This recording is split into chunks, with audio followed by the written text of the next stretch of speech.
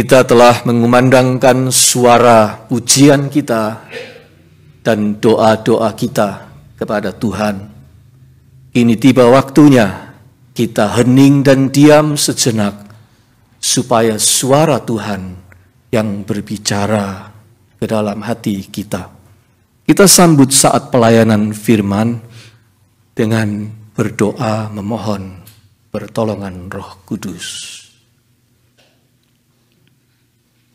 Bapa, kami bersyukur sudah diberi kesempatan untuk mengumandangkan suara pujian kami dan juga suara doa-doa kami. Kini tiba waktunya Engkau yang bersuara kepada kami, menyatakan isi hatimu melalui pemberitaan firman. Biarlah kami semua dimampukan oleh Roh-Mu untuk memiliki hati yang mendengar, memiliki hati yang taat akan firman-Mu. Di dalam Kristus kami berdoa. Amin.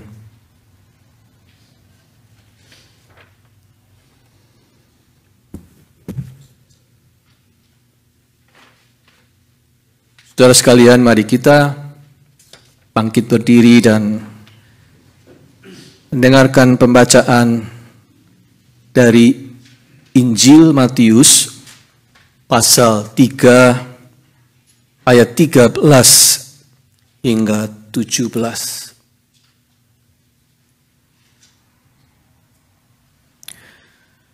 Maka datanglah Yesus dari Galilea ke Yordan kepada Yohanes untuk dibaptis olehnya.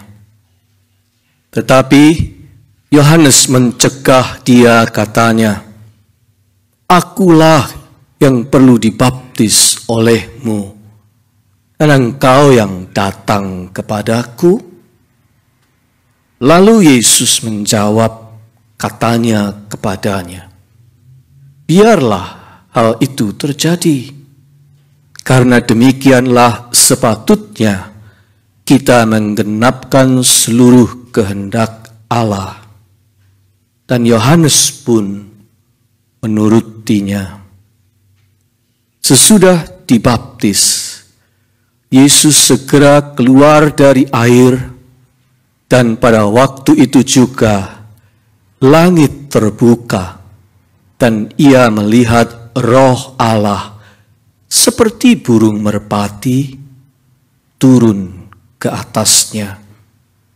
Lalu terdengarlah suara dari sorga yang mengatakan, "Inilah anakku yang kukasihi, kepadanyalah aku berkenan." Demikianlah pembacaan Injil Yesus Kristus. Berbahagialah kita yang mendengar firman Allah dan memeliharanya. Haleluya.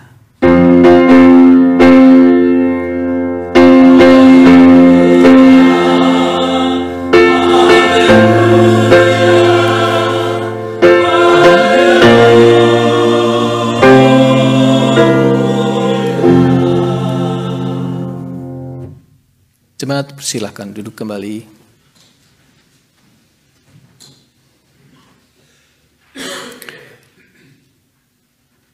Saudara-saudara, ayat-ayat bacaan Alkitab leksionari yang diikuti oleh BCUSA dan kita juga di dalam bulan Januari ini, di dalamnya terdapat ucapan pendek dari Tuhan.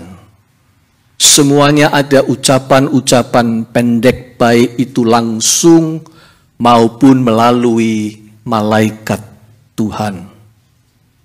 Ada short utterances, ada short messages. Itu sebabnya tema kita pada bulan Januari ini adalah Let's Hear God's Voices. Let's hear his voices. Minggu lalu kita mendengar suara Tuhan kepada Yusuf melalui malaikatnya. Get up, bangunlah. Sekaligus suaranya kepada kita semua di permulaan tahun 2023 ini. Get up. Mimpi sudah selesai. Inspirasi sudah diterima. Visi sudah disampaikan. Tiba waktunya untuk bangkit dan bertindak. Tahun baru harus disambut dengan aksi. Aksi yang lebih baik. Aksi yang lebih konkret. Aksi yang lebih giat. Aksi yang lebih bersemangat, aksi yang lebih positif, dan seterusnya. Get up. Itu suara Tuhan minggu lalu. Hari ini, kita mendengar dan ingin memahami ucapan Tuhan Yesus kepada Yohanes Pembaptis. Let it be so. Let it be so. Biarlah hal itu terjadi. Ayat 15. Terjadi untuk menggenapkan seluruh kehendak Allah. Let it be so. Saudara sekalian, seorang teman saya sekelas waktu SMA memutuskan untuk menjadi seorang imam Katolik. Kami bersekolah di SMA Katolik.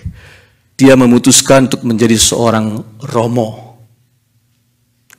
Di dalam ibadah penahbisannya, dia ditahbiskan oleh seorang kardinal di wilayah di mana dia akan melayani.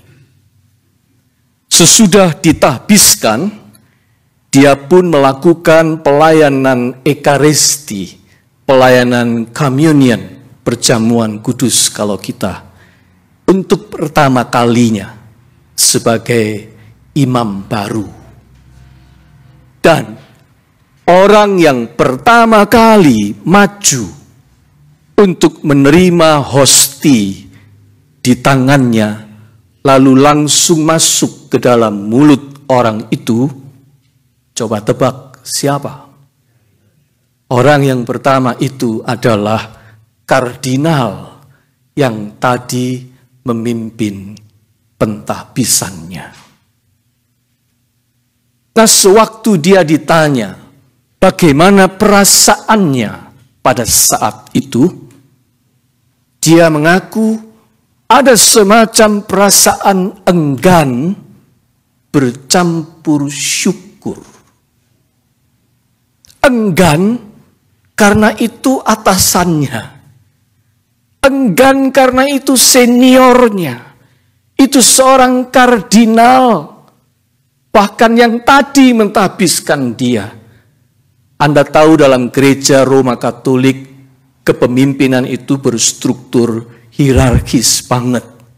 Jadi romo terhadap kardinal itu punya rasa hormat yang besar sekali. Ingin rasanya waktu itu dia bertukar tempat saja. Tetapi selain enggan, juga ada rasa syukur. Syukur karena dia merasa siapakah dirinya ini. Sekarang dia bisa melayankan ekaristi kepada seorang kardinal senior dan umat yang begitu banyak. Siapa aku ini? Dia merasa diberi anugerah luar biasa. Tetapi anugerah yang tidak dapat sepenuhnya ia sambut. Ada sebentuk keengganan untuk menyambutnya. Tentu tidak persis sama. Tetapi saya membayangkan demikianlah kira-kira perasaan Yohanes Pembaptis pada waktu Yesus datang minta dibaptiskan olehnya. Akulah yang perlu dibaptis olehmu, dan engkau yang datang kepadaku. Begitu kata Yohanes ketika dia berusaha untuk mencegah hal itu terjadi. Ayat 14. LAI menerjemahkan Yohanes berusaha mencegah. Tetapi Eugene Peterson di dalam Alkitab The Message menerjemahkan lebih tajam. John objected. Yohanes Pembaptis menolak. Saudara sekalian, itulah manusia.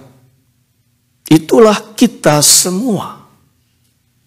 Selalu punya sebentuk daya tolak, objection terhadap yang namanya anugerah Allah. Kita manusia punya kecenderungan untuk menolak anugerah Allah. Di permulaan pelayanannya, Yesus memperkenalkan kepada Yohanes natur dari pekerjaannya. Untuk apa dia datang ke dunia? Naturnya adalah karya penyelamatan. Sebab itu juga arti namanya Yesus. Natur pekerjaannya adalah karya penyelamatan Allah oleh anugerah. Prinsip anugerah ini yang Yesus ingin perkenalkan kepada Yohanes Pembaptis.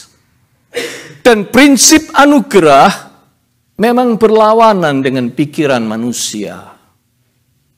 Yohanes mewakili kita semua. Yohanes berpikir, Yesus lebih besar, membuka tali kasutnya pun ia tidak layak. Tetapi nyatanya, Yesus yang datang minta dibaptis olehnya. Ini terbalik. Yohanes sukar memahaminya, sebab ini terbalik. Yohanes berpikir tentang siapa layak, siapa tidak. Atau dia berpikir tentang kelayakan, kepantasan, eligibility. Tetapi Yesus datang dengan konsep yang berbeda, yaitu konsep kelimpahan anugerah. Abundance.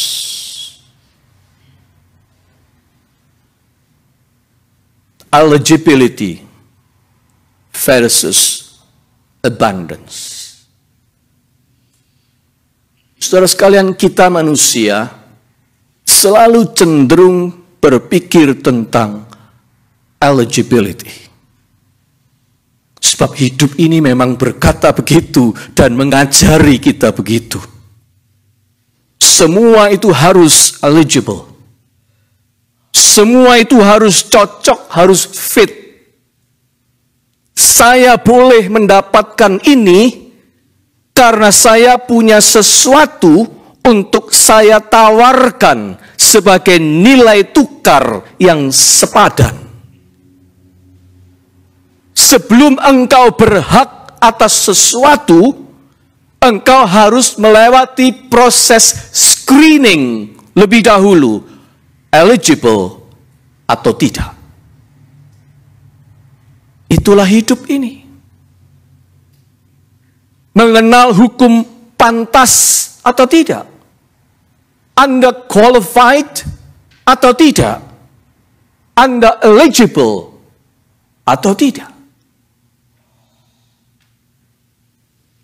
Saudara sekalian, kalau konsep eligibility ini diterapkan ekstrim di semua bidang kehidupan, manusia sedang memupuk yang namanya pride, kebanggaan berlebihan atau kesombongan. Oh, saya ada di sini sekarang karena saya itu berprestasi. Saya hebat. Saya bisa ini dan saya bisa itu karena saya ini qualified. Saya berkualitas. Saya memperoleh semua ini karena saya membayar harganya. Saya layak, pantas punya ini.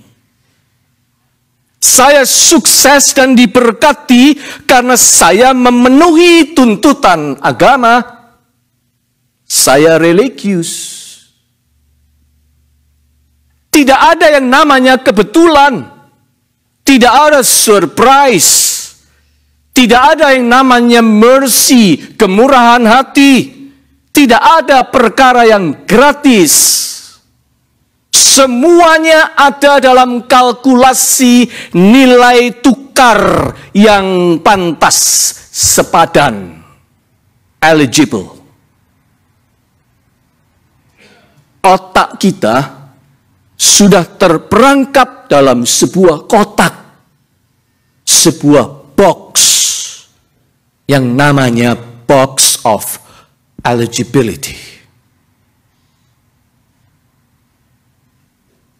Oleh karena itu, saudara-saudara, pagi-pagi Yesus sudah mengajari Yohanes Pembaptis untuk berpikir di luar kotak eligibility itu.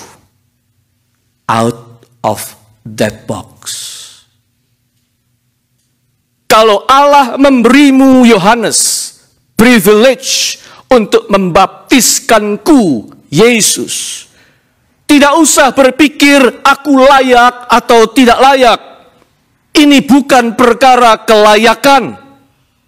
Ini sebuah kesempatan yang datang sebagai anugerah.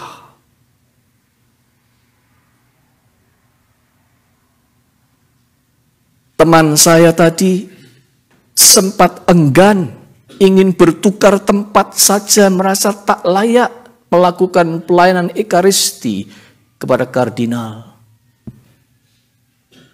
Tetapi ia melakukannya. Dan ketika dia melakukannya, dia dilimpahi perasaan syukur. Karena itu privilege besar. Itu anugerah. Terhadap yang namanya anugerah, kita tidak perlu mencegah.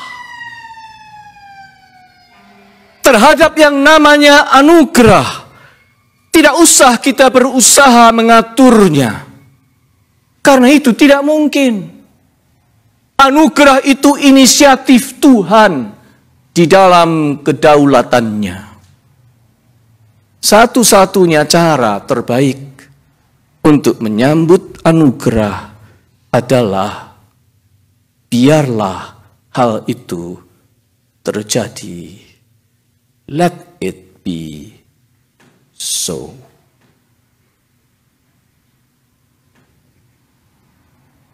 Biarlah anugerah itu datang mengalir saja. Jangan dibendung, jangan dilawan, tak perlu berontak, percuma saja. Juga tak perlu menunggu sampai diri merasa layak menerima. Sebab tidak ada orang yang betul-betul eligible untuk menerima kasih sayang Tuhan. Enggak ada. Jangan tunggu Anda eligible untuk menerima kasih sayang Tuhan. Ini bukan soal kepantasan, ini bukan soal kelayakan, ini soal kemurahan hati Allah yang berlimpah. Ini soal abundance. Seperti orang-orang yang pada saat itu dibaptiskan Yohanes, ditenggelamkan ke dalam sungai Yordan. Demikianlah kita ditenggelamkan dalam sungai anugerah Allah. Let it be so.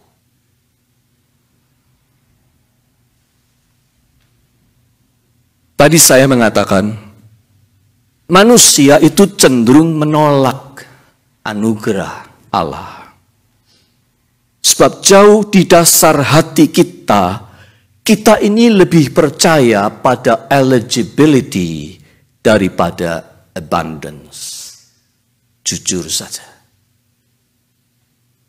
Kita lebih aman membeli daripada menerima cuma-cuma.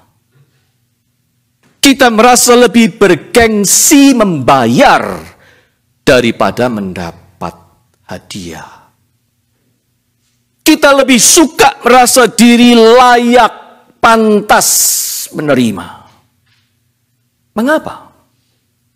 Yaitu tadi jawabannya pride.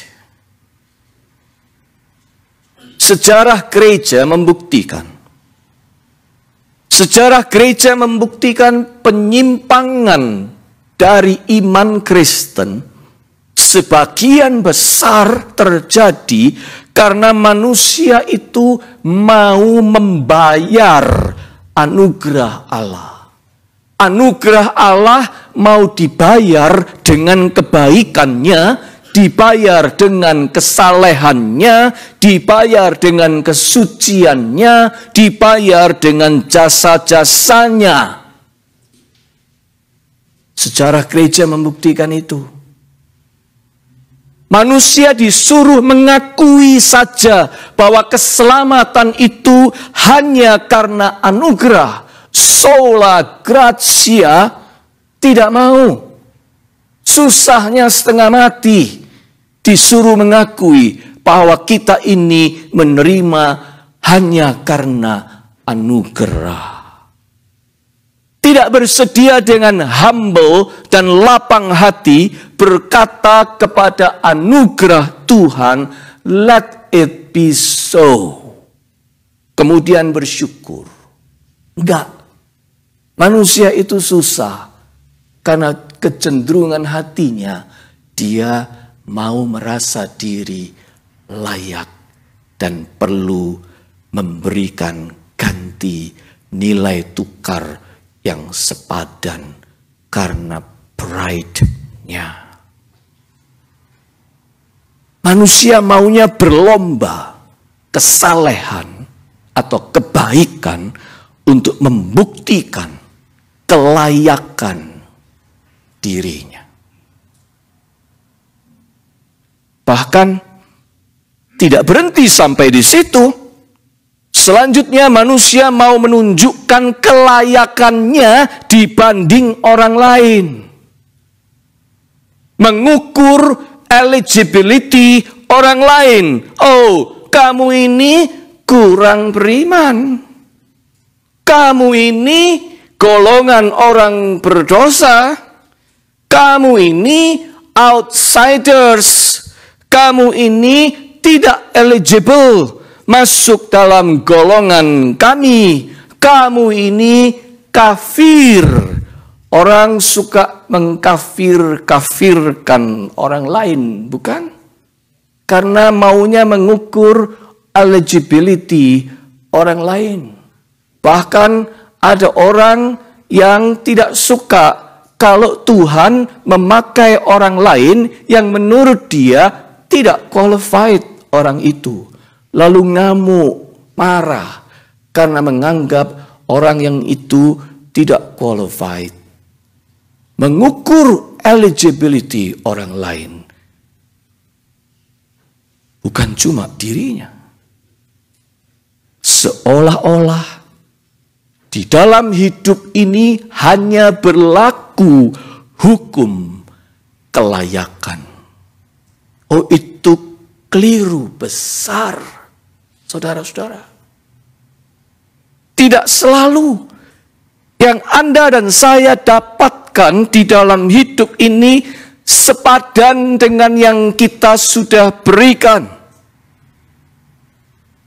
Malah boleh dibilang, jauh lebih banyak dalam hidup ini yang datang kepada Anda dan saya sebagai privilege. Kita nggak bayar.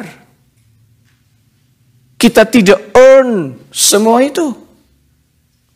Privilege itu datang kepada kita karena kebaikan dan toleransi dan kesabaran orang lain. Privilege itu datang kepada kita karena ada orang yang mendoakan kita. Privilege itu datang kepada kita karena kita mewarisi saja dari pendahulu-pendahulu kita, bukan kita yang menghasilkannya. Kita mendapat privilege itu karena bantuan sesama kita. Karena ada orang yang mau berbagi miliknya dengan kita atau berbagi haknya dengan kita dengan sukarela. Atau karena kebetulan saja Anda dan saya berada pada waktu dan tempat yang pas. Atau datang karena kita diuntungkan oleh keadaan dan seterusnya.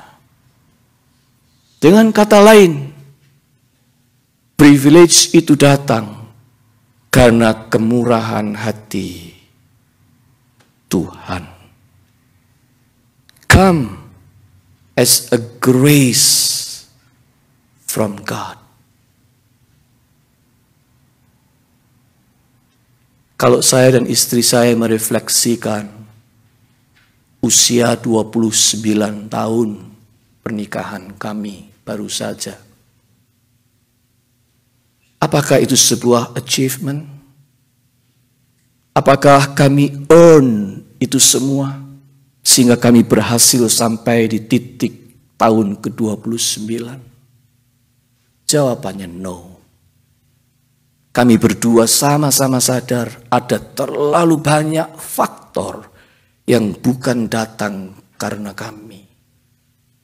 Kami ada di sini, kami bisa mencapai 29 tahun pernikahan melewati semua gelombangnya.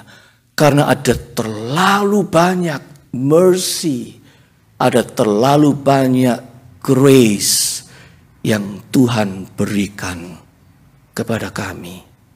Kalau tanpa itu, belum tentu kami bisa bertahan. Oleh karena itu, saudara sekalian, jangan kita suka berlagak diri layak. Atau dengan sombongnya merasa diri pantas mendapat. Sebab ada terlalu banyak hal di dalam hidup ini yang kita dapatkan bukan karena kita layak, bukan karena kita pantas, melainkan karena Tuhan beranugerah. Karena anugerahnya sedang melimpahi kita abundantly. Just because of His grace and His mercy. Saya suka jawaban seorang podcaster. Dia seorang penasehat keuangan Kristen. Namanya Dave Ramsey. Dave Ramsey kalau menyelenggarakan podcastnya dan memulai lalu ditanya orang, "Hello, how are you?" Dave Ramsey selalu menjawab, "More than I deserve." Dia tidak bilang I'm fine. Tapi dia bilang more than I deserve. Artinya dia selalu menghayati apa yang ada pada dia, segala kebaikan, kesehatan, kondisi apapun yang memungkinkan dia bisa duduk di situ untuk menyampaikan podcastnya. Itu dia mendapat begitu banyak hal yang sebenarnya nggak deserve dia. Karena itu adalah mercy, grace from God. Saudara sekalian, Yesus itu dibaptiskan bukan karena dia berdosa, bukan karena dia membutuhkan keampunan dosa, melainkan karena Yesus betul-betul menyatu dengan kemanusiaan kita. Hanya Yesus, satu-satunya manusia yang eligible menurut standar kekudusan Allah. Hanya Yesus, satu-satunya manusia yang eligible, qualified memenuhi tuntutan Allah.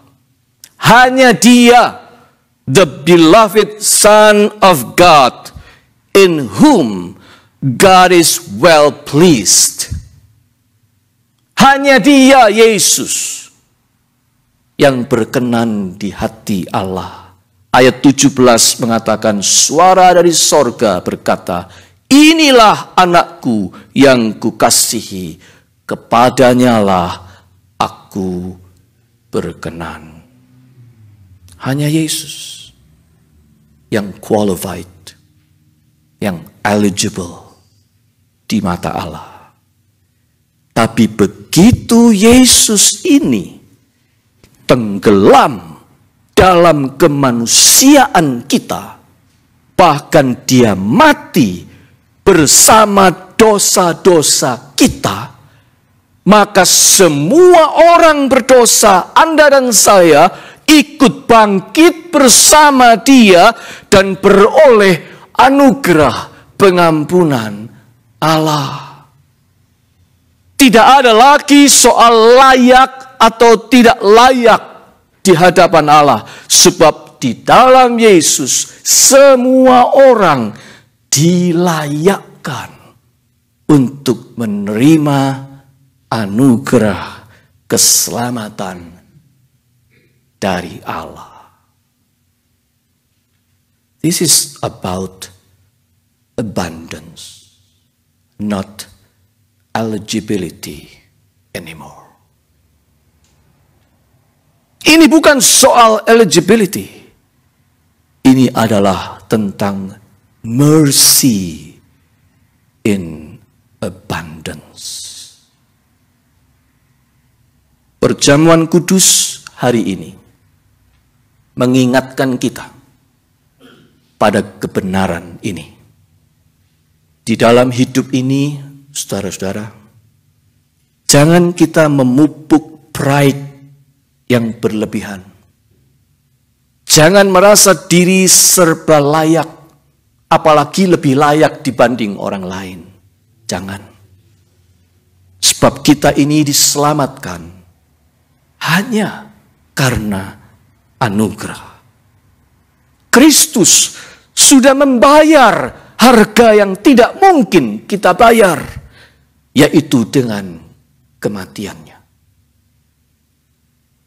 Selain itu, dalam keseharian hidup kita pun, kita ini dilimpahi dengan banyak perkara yang datang kepada kita semata-mata karena anugerah. Resapi saja itu. Terima saja itu. Rasakan, nikmati, dan syukuri. Sambutlah tahun 2023 dengan syukur. Dengan pikiran yang keluar dari kotak eligibility. Lalu dengan lapang hati, sambutlah aneka ragam anugerah Tuhan, baik itu besar maupun kecil, yang datang bersama datangnya tahun baru ini. Pasti tahun ini juga datang membawa anugerahnya tersendiri. Hanya kita perlu menyiapkan diri untuk punya hati yang betul, punya posisi hati yang benar untuk menyambut anugerah itu. Katakan kepada sebuah anugerah Tuhan di dalam hidupmu, dalam bentuk apapun. Let it be so. Terpujilah nama Tuhan. Amin.